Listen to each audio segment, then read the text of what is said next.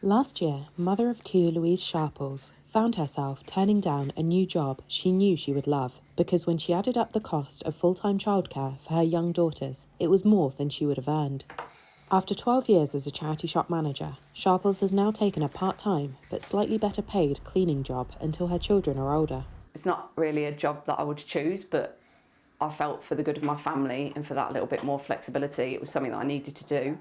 I do feel a bit like I've put my career on hold since having children, based on the cost of childcare, basically. I feel like I've taken a bit of a step back, and I probably won't take another step forward until both of them are in school.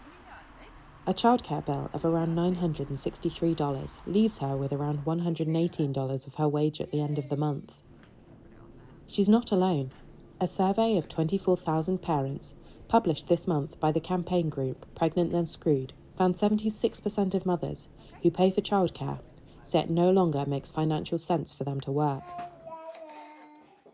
But with more than 1.1 million jobs unfilled in Britain, business groups and researchers argue that acting on childcare in the upcoming budget could unlock greater economic growth. The Centre for Progressive Policy think tank estimates that around 1.5 million British mums would work more hours if childcare permitted.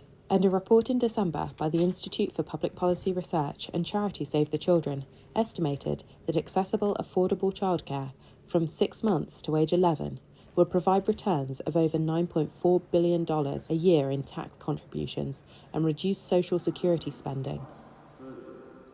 Rachel Statham, Associate Director for Work and Welfare State at the IPPR. We also know there's longer term economic benefits, and that's particularly across the labour market when you see that women particularly, who are most likely to be pushed to drop out of work due to care costs, able to stay in work, able to progress in work, and there'll be real economic benefits from not seeing that loss of talent across our labour market.